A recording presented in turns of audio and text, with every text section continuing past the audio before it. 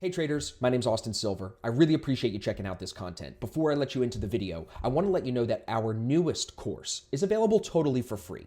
This course was so successful for us since 2019 that I've decided to amplify it, turn it up a notch, and give you guys something for free. So if you like what you see here today, click the link in the description, go to asfx.tv. That's where our newest free course is hosted. We have a ton of content for you there as well. So if you enjoy what you find, make sure you subscribe and then head to ASFX TV for more.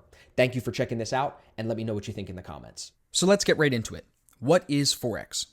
Number one, Forex is the largest and most liquid financial market in the world.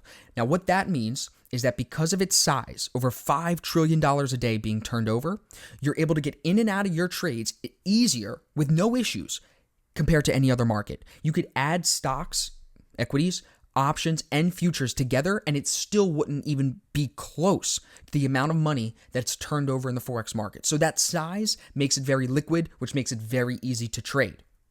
Forex is freedom, and that's a big point for me because if you control how you make money, if you can take control of the skills that you do every single day and then use them to produce income, you can then control your time. And if you control your time, you have freedom. Where does that freedom then come from? The skill of trading Forex. So it's a big reason for me. It's the reason I got into trading. And on top of all of that, and this is something that a lot of people are not talking about, is that Forex is a new way to make money built for the 21st century. Day trading has been around for a fair amount of time. Stocks, options, and futures. Crypto's now a newer market too. But Forex is unique in itself because of its size and because of, again, how new it is. The retail broker space started in 1996. Not only that, modern internet didn't really kick in until 1999. So you're looking at a market that is less than 25 years old. In that situation, go back and look at any market, anything, any super successful business. Where was it 25 years into its, full potential? Nowhere near where it was going to be. So getting in now, getting in on the ground floor, getting in ahead of the curve is putting you in a position to not be replaced by a robot, not be outsourced to automation as we move forward in this digital technological age that we're about to live through, if not living through it already. But let's go back in time and talk about the history of the Forex market. So in 1819, England adopted the gold standard, and then in 1834, America followed them. In 1850, about 20 years later, Alexander Brown and Sons was the first bank in America to trade foreign currencies.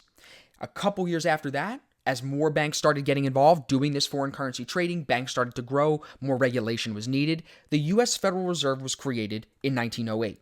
Now, between 1834 and 1940, we went from being on the gold standard with the price pegged at $20.67 to actually getting off the gold standard, having a rush on the banks, having to actually ask Americans to turn their gold over into dollars.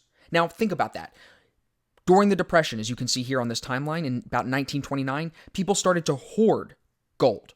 And what that forced, they forced the hand of the Federal Reserve to raise interest rates, which made the Great Depression actually worse. So it was like putting lighter fluid on top of the fire almost by hoarding the gold. So President Roosevelt had no other options other than to close the banks in 1933, reopen them, and relinquish all the gold to the Federal Reserve.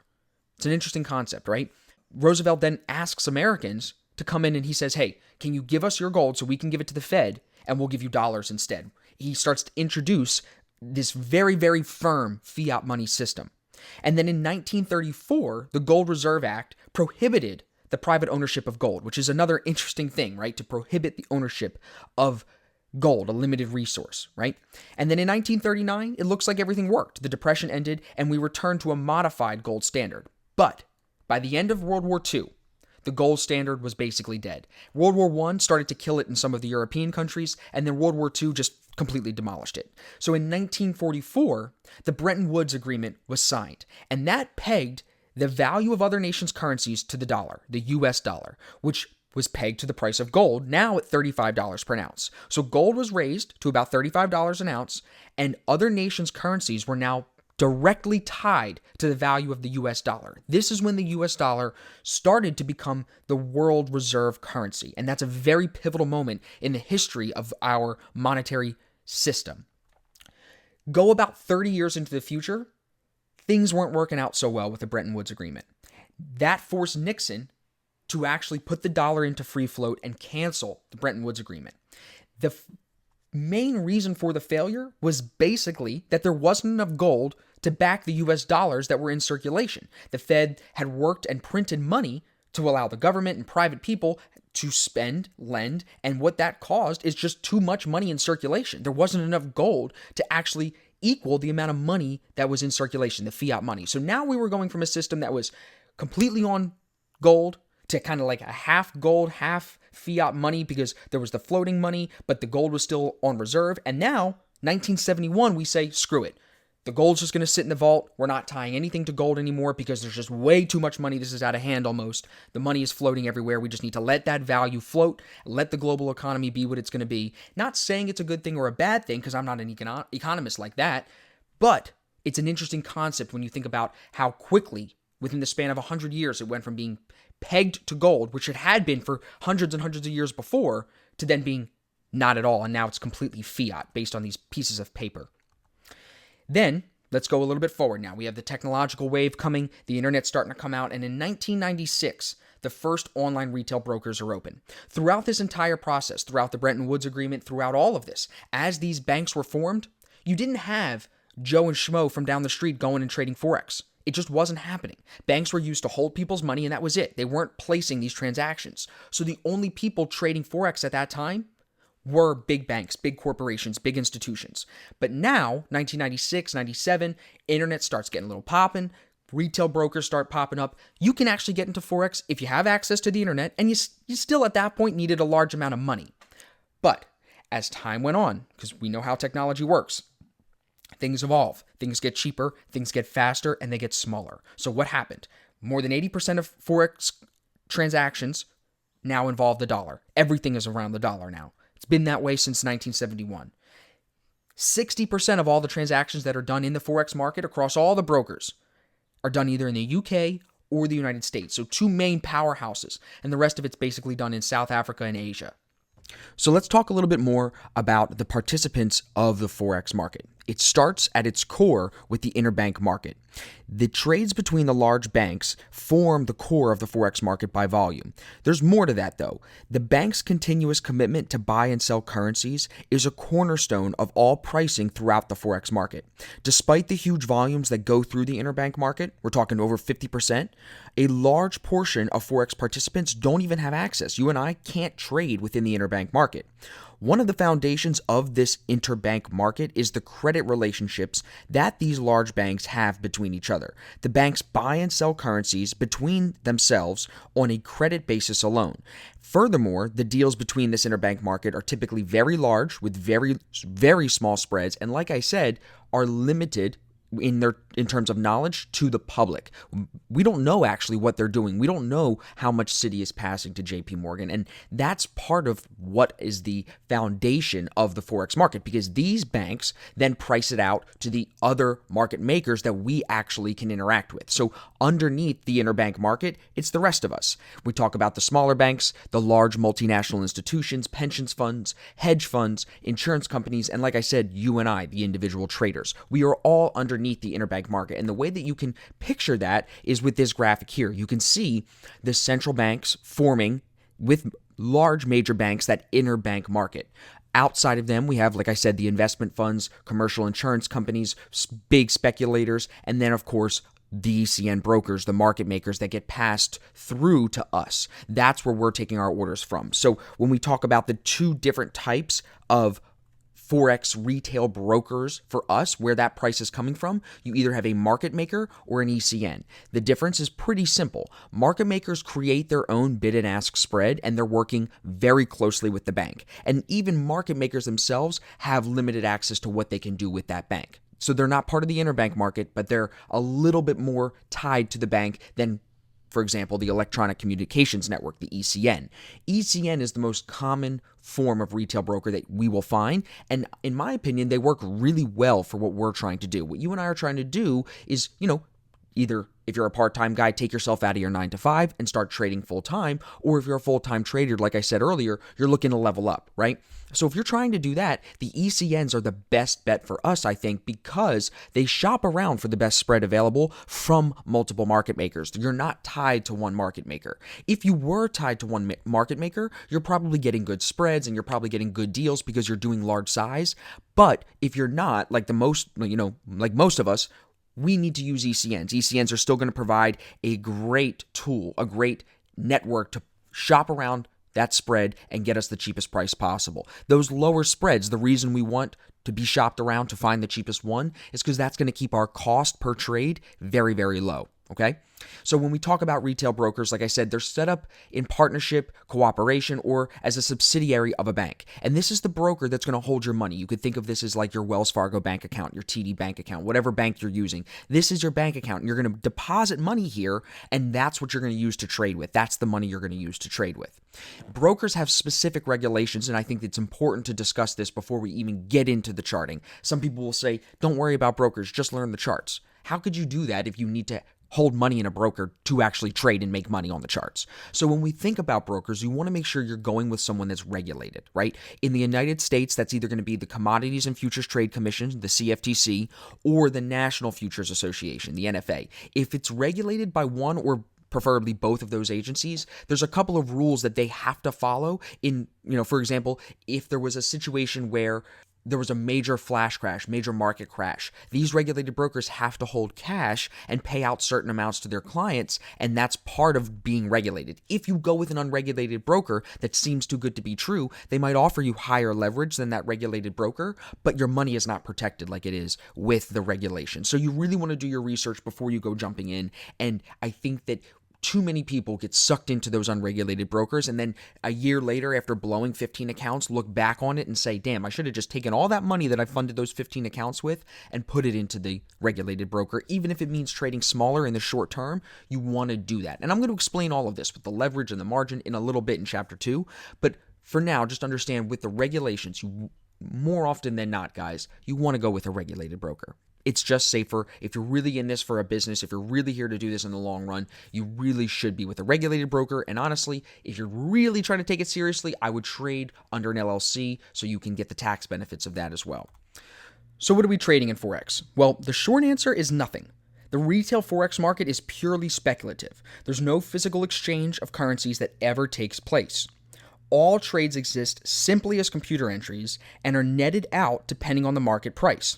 The primary reason that the Forex market exists is to facilitate the exchange of one currency into another for huge corporations that need to continually trade currencies for payroll, for payments of goods, for services to foreign vendors, for mergers and acquisitions and things like that. However, these day-to-day corporate needs compose only about 20% of the market volume. 80% of trades in the currency market are speculative in nature and conducted by large and small financial institutions, by multi-billion-dollar hedge funds, and by individuals like you and me who want to express their opinions on the economic and geopolitical events of the day. You can think of it as if Volkswagen wants to build a plant in Japan, they can't go and pay their Japanese workers with euros. They need to pay them with yen. So they would exchange euros for yen to then go pay their workers, to pay for their supplies, to do what they need to do in that foreign country. And those types of transactions happen all the time and are actually growing now more than ever because you have a shrinking world basically with technology. Technology is making it so much easier for me to partner with a guy in India now, or me to partner with a guy in Africa now. So with that shrinking world, more and more of these transactions are being done at different sizes, and that's only increasing the volume, which increases the opportunity for us. Now, currency exchange rates are quoted as you see here at the bottom. Two currencies, here the euro to the dollar, then with two prices, the bid and the ask. And I'm going to break all that down for you as we go forward. Trading derivatives allows you to speculate on an asset's price movements without taking ownership of that asset. Most traders speculating on Forex prices will not plan to take delivery of the currency itself. Instead, they make exchange rate predictions to take advantage of price movements in the market. The most popular way of doing this is by trading in the spot Forex market. Now, like I said, trading on derivatives allows you to trade on an asset's price movements without actually owning it. So for instance, with the spot Forex trading, you can make a prediction on the direction in which you think a Forex currency pair's price will move. The extent to which your prediction is correct determines the profit or loss. Derivatives get their value from the underlying asset, which in this case is the currency pair. Now, currency pairs can be quoted in a couple different ways. We have major pairs. Major pairs include the US dollar, euro to the dollar, dollar to the yen, pound to the dollar, dollar to CAD, Canadian dollar, right? So you can see anything that includes the US dollar, either on the front end or the back end, will be a major currency pair. Compare that to a minor currency pair. These are pairs that have good volume, can be traded pretty easily, but don't include the US dollar. The major pairs are traded the most because they do include the dollar. The dollar is the world's reserve currency, and we know that over 60, 70, everybody says a different percentage, but let's just say over 50% of all transactions are including that US dollar. Now, there's also exotic currency pairs, as you can see, dollar TRY, which is the Turkish lira, the dollar peso, things like that, with these emerging markets. So you might look at this and say, Austin, that's a base pair. The reason it's not is because the second pair that it's quoted to is a emerging market. The currencies in these countries are not as stable as the dollar, as the yen, as the pound, as the New Zealand dollar, right? So these exotic pairs are very volatile, much bigger spreads, much harder to predict their movement overall. So now that you understand that we trade currency pairs, not so much an asset or a piece of a company in the sense that you do in the stock market, I think it's important that we compare the two because a lot of people are very familiar, or think they are at least, with the stock market. But there are very clear, distinct differences between the Forex market and the stock market, and I think we should outline them. So the first one is you have to understand, and I said this before, is that the Forex market is much bigger. It exchanges over $5 trillion per day versus only $25 billion in the stock market. Now, $25 billion is still massive, of course, right? But $5 trillion compared to $25 billion is even more massive. So just on a sheer scale of size, you can see the difference there.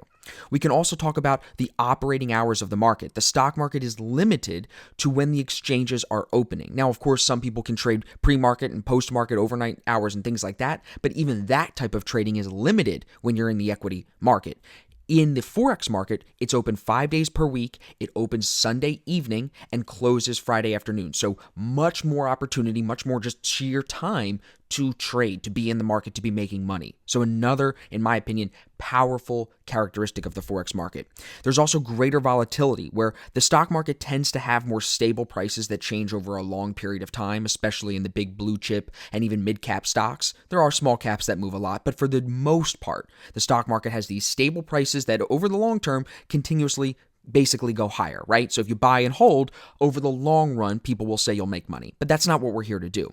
Because although this is a great thing for, like I said, certain trading styles that buy and hold, the volatility of the Forex market actually can create an exciting range of opportunities for people like you and me that are shorter term traders, that are not so much the investor type of person. We're here to trade, we're here to make money today, and repeat that process over and over again, right? So again, that greater volatility is on your side in the Forex market. And lastly, there's no capital restrictions in the Forex market, whereas there's the pattern day trader rule, broker restrictions, and honestly, even taking that a little bit further, Forex pairs don't get halted, Forex pairs don't gap as much, and we're going to talk about that actually here.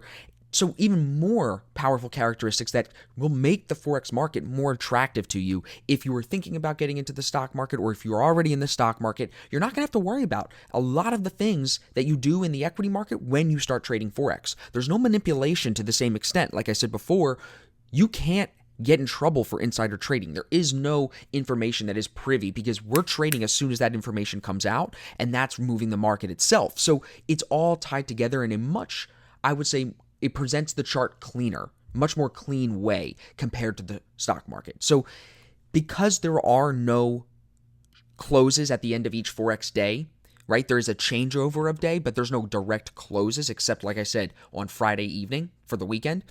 There aren't as many gaps, if any at all, in the Forex market. The most common time that you'll find gaps is over the weekend or during major economic releases. And the only reason that it happens during those news events, and we're going to dive into this in a later chapter, but the only reason that that happens is because your broker can't keep up with liquidity. For whatever reason, price moves too fast, the orders can't be filled, and price actually gaps. Now, that happens over the weekend if news breaks where Trump says something, tweets something, or whatever it is, this economic release comes out, or gold is on a shortage, whatever it is, that could get priced in come Sunday evening. But past that, you'll very, very rarely find gaps. And what this does is it makes it very easy for us to use technical indicators and use technical analysis to find very good, profitable trade setups. So it makes technical indicators work really well. So people ask me all the time, why Forex now? Why should I start trading now, Austin? Why should we shift into Forex now?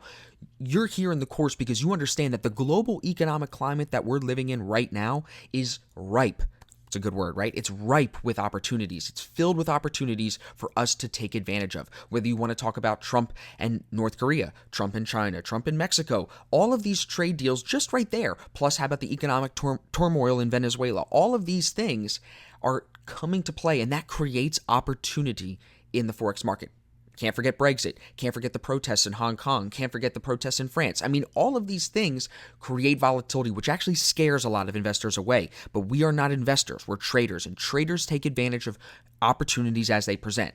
So on top of that, you have access today to brokers more now than ever before. Like we talked about that entire timeline. How if you go back even 30 years ago, just 30 years, it was not even half as easy as it is to trade Forex today if you're an individual like you or I. So you got to take advantage of it today, right? Automation is coming. We've talked about this a little bit. And if you are not aware of the fact that your job is potentially on the line to a program, to a robot, to some form of AI, then you are just being ignorant. But trading, this skill, this money-making skill, is AI proof. There's no way for you to lose your ability to trade just because robots enter the market. As long as you can adapt and learn, you're going to find new ways to make money trading Forex. Now, I said this before, how major news events create Forex setups, and I think that it's very important for you to understand. Brexit is one of the big headlines going on right now. Like I said, the China trade talks between the United States, the Mexico trade talks with the United States, Venezuela, Huawei ban, all of these things create opportunities in the market. They do not scare people like you and me away. Do you understand? You're here because you want that volatility. You want that excitement. That is where the good technical setups are going to present. If you can use these news events the right way in your trading, you're going to be able to find really, really solid technical setups. And if you're not updating the way that you earn an income, like I said this, I think 3 or 4 times already, you're going to get left behind. This is a study from McKinsey & Company. It's a consulting firm. They're saying 6 out of 10 current occupations have more than 30% of their activities that are technically automatable, which means they can be taken out. 6 out of 10 occupations are already 30% automatable. Now, on top of that, and I've said this all over social media before, by 2030, these guys are predicting that between 400 million and 800 million people will be displaced by automation, either needing a new job or needing a new job within their current occupation. So with that coming, with that 400 to 800 million people that could be impacted, I think more and more you're going to see people turn to Forex trading as a way to make an income, as a way to prevent them from losing income when this automation comes, because it's inevitable, it's coming. But if you can take a step to the left instead of trying to fight it head on, you can learn this new skill and then actually move forward faster and be safer for the long run. And that's, again, why I'm such a big proponent of teaching how to trade. So what did we learn in this first chapter? Well, number 1, remember that Forex is the most liquid, most accessible, and has the most money-making potential over any other market, including the stock market. So you are in the right market. We are trading currency pairs, but we never own any currency outright. It's a derivative market, which means we trade the value of that asset without actually owning that asset. Forex is a way to make money built for the technological takeover that we are living through. I think you understand at this point, AI is coming, and we are now going to be prepared because of what we're going to learn in this course. And like I said, if you ignore it, you're going to be ignorant, and by the time you realize it, it's going to only be too late. So now that we understand what Forex is, let's move into some of the terminology that you need to understand before we start looking at some charts.